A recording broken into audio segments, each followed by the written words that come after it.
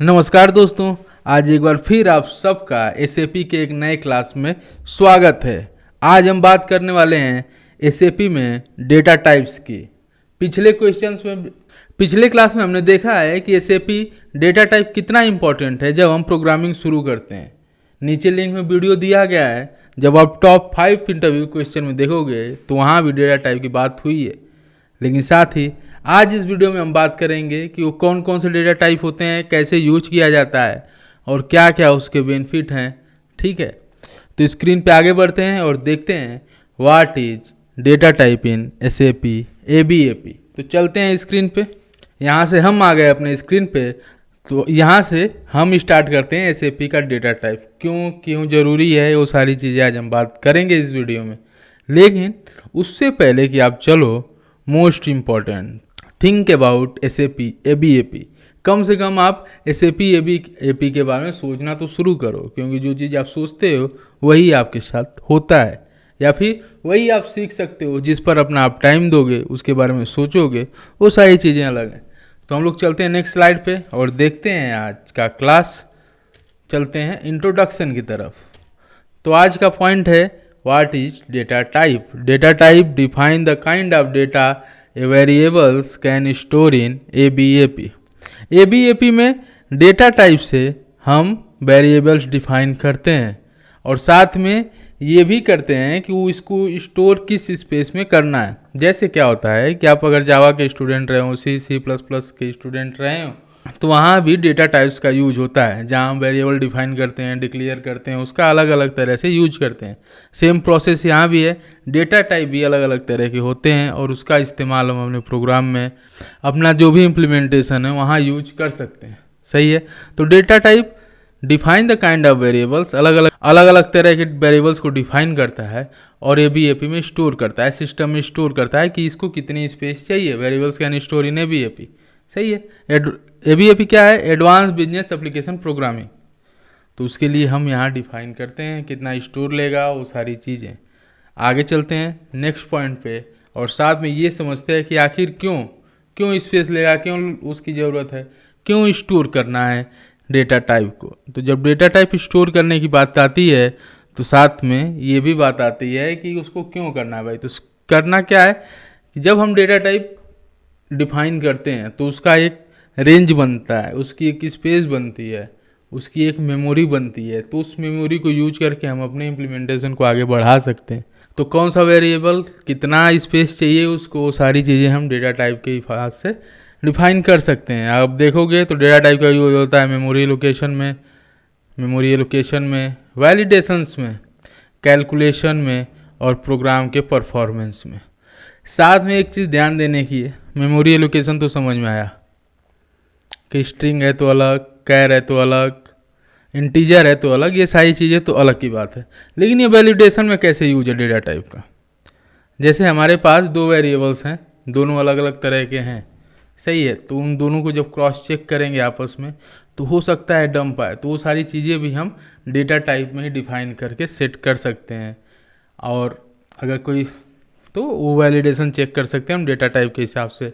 बात कैलकुलेशन की जब आती है तो अगर हमारे पास स्ट्रिंग वैल्यू है, कोई भी स्ट्रिंग, तो इसको हम कैलकुलेट नहीं कर सकते। क्योंकि स्ट्रिंग फॉर्मेट होता है A, B, 1, L ऐसे करके नंबर, और कैलकुलेशन हमेशा नंबर्स में होते हैं।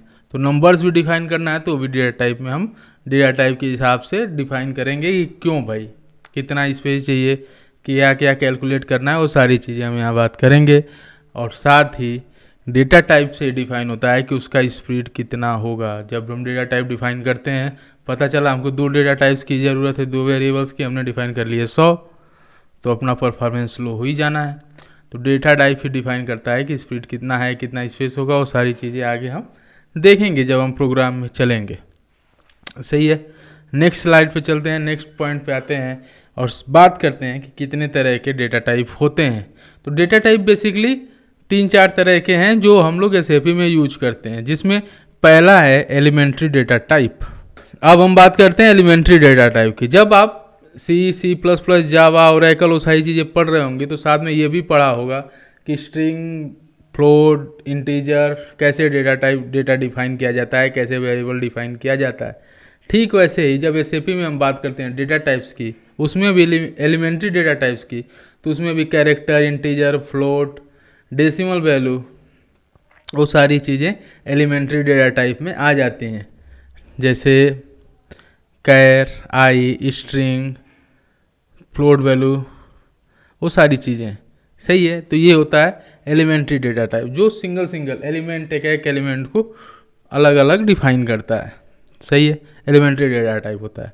और नेक्स्ट चलते हैं, नेक्स्ट जब जाएंगे तो हमको मिलेगा कॉम्प्लेक्स डेटा टाइप। अब कॉम्प्लेक्स डेटा टाइप क्या है? एलिमेंट्री तो आपको समझ में आया, एलिमेंट्री डेटा टाइप मतलब सिंगल वैल्यू, जैसे एक वेरिएबल है किस टाइप का है, तो इंटीजर टाइप का है, तो एक एलिमेंट हो गया। एक वेरिएबल है किस टाइप का है, तो स्ट्रिंग वेरिएबल का है, तो ये एलिमेंट्री डेटा टाइप का। अब आते हैं कॉम्प्लेक्स डेटा टाइप पे। कॉम्प्लेक्स डेटा टाइप का होता है मतलब कि जिसमें सारी चीज़ें इंक्लूडेड हों। सही है, जैसे कॉम्प्लेक्स डेटा टाइप में आता है अपना स्ट्रक्चर, टेबल टाइप, स्पेलिंग पे ध्यान नहीं देने का। सही है, स्ट्रक्चर। और राइटिंग पे भी शायद आपको समझ में आएगी। राइटिंग क्या, जैसे जब स्ट्रक्चर हम क्रिएट करते हैं सिस्टम में, तो होता है types, beginning of, ST name, उसके बाद कैरेक्टर, स्ट्रिंग, वेरिएबल अलग अलग, फिर इंट, फिर एसटी नेम। मतलब ये टाइप्स स्टार्ट हुआ, ये इंड हुआ, और बीच में चाहे जो इंटीजर, कितने भी एलिमेंट्री डेटा टाइप हम यूज कर सकते हैं, इंटीजर ले सकते हैं, कैरेक्टर यूज कर सकते, वो सारी चीज़ें यूज कर सकते हैं। सेम टेबल टाइप में भी इसी का यूज करके हम टेबल टाइप भी बनाते हैं। तो इसका स्टैंडर्ड भी हम यूज करते हैं। स्टैंडर्ड यानी इसके लिए ट्रांजैक्शन भी है जिसका यूज करके हम स्ट्रक्चर बना सकते हैं, टेबल टाइप बना सकते हैं, एलिमेंट्री डेटा टाइप भी बना सकते हैं। तो सारी चीज़ें हम चलेंगे स्क्रीन पे तो वो समझा जाएगा नेक्स्ट क्लास में। तो ये हुआ elementary data type. Complex data type में जितने चाहे उतने एलिमेंट्री डेटा टाइप हम यूज कर सकते हैं अपने हिसाब से, जैसा हमको ज़रूरत होगा, क्योंकि कॉम्प्लेक्स डेटा टाइप में आता है टेबल टाइप, स्ट्रक्चर्स, टेबल। सही है, नेक्स्ट चलते हैं और देखते हैं कि तीसरा क्या है। ये भी बहुत इंपॉर्टेंट है, आप यहाँ ध्यान दोगे तो आपको यहाँ मिलेगा रेफरेंस डेटा टाइप। एक होता है क्या हुआ, एलिमेंट्री डेटा टाइप जिसमें सिंगल है, कॉम्प्लेक्स डेटा टाइप जो स्ट्रक्चर टेबल के फॉर्मेट में है डेटा टाइप डिफाइन करते, और तीसरा reference data type. Reference data type का मतलब होता है कि जो डेटा टाइप हमने डिफाइन कर लिया है उसकी सहायता से कोई अगर नया वेरिएबल बनाना है उसकी तरह, तो वो रेफरेंस डेटा टाइप में आता है। जैसे एक मेरे पास वेरिएबल है, सही है, मैंने एक डेटा बनाया LVE, एलिमेंट्री डेटा टाइप कैर 1, मतलब एक वेरिएबल है जिसका साइज हमारे पास कैरेक्टर 1 है, और हमको दूसरा भी वेरिएबल सेम इसी की तरह के बनाना है। तो सेम बनाने का इसका दूसरा भी बना सकते हैं L2 L3 करके, लेकिन एक तरीका ये भी है हम बना सकते हैं इसी सेम वेरिएबल से कि जो स्पेस ये वेरिएबल लेगा वही स्पेस वो आगे चल के वो भी वेरिएबल लेगा जो हम रेफरेंस टाइप में बनाएंगे। इसका column LVR, reference local variable like LVE। तो एक वेरिएबल हमने बनाया स्ट्रिंग टाइप, कैरेक्टर टाइप का, और उस वेरिएबल की सहायता से जो स्पेस यहाँ चाहिए उसकी सहायता से एक वेरिएबल हमने बना लिया LVR, रेफरेंस डेटा टाइप। तो ये जो है लाइक यूज करते टाइप, वो सारी चीज़ लाइक यूज करती है, सब रेफरेंस डेटा टाइप में इस तरह क्रिएट करते हैं। ऐसे हम लोग अलग अलग रेफरेंसेज बनाते हैं। तो ये 3-4 ऐसे हैं जो डेटा टाइप्स हम लोग आगे सिस्टम में यूज करते हैं। आज का क्लास ये डेटा टाइप पे ही है, क्योंकि जब हम आगे सिस्टम में यूज करेंगे, सिस्टम में जाएंगे, प्रोजेक्ट बनाएंगे, इम्प्लीमेंटेशन देखेंगे, तो वहाँ डेटा टाइप का एक बहुत बड़ा और महत्वपूर्ण रोल होता है। ठीक है, तो उसके लिए आज डेटा टाइप समझना जरूरी था। नेक्स्ट क्लास में हम लोग देखेंगे कि ट्रांजैक्शन कोड कैसा है, कैसे यूज करते हैं, और उसके बाद शुरू होगा हम लोग का प्रैक्टिकल ट्रांजैक्शन कोड SC11 से। तो ये सारी चीज़ें जानने के लिए आप हमारे क्लास को रेगुलर अटेंड कीजिए। जैसे जैसे वीडियो अपलोड हो रहे हैं क्लास के वो आप देख सकते हो। साथ में आप नए हो तो चैनल सब्सक्राइब भी कर सकते हो, नए ही होगे क्योंकि नया ही चैनल है, तो आप चैनल सब्सक्राइब कर लो, बेल आइकन क्लिक कर लो, जिससे मेरे नेक्स्ट क्लास जो इस चैनल पे पढ़ेंगे, अगले क्लास जैसे क्या होता है ट्रांजैक्शन कोड, SC11 कोड क्या है, रिपोर्ट कैसे बनाते हैं, LV कैसे बनाते हैं, ये सारी चीज़ें हम प्रोग्राम में बात करेंगे, नेक्स्ट बात करेंगे। तो आज के लिए बस इतना ही, मिलेंगे अगले क्लास में। तब तक के लिए थैंक यू, धन्यवाद।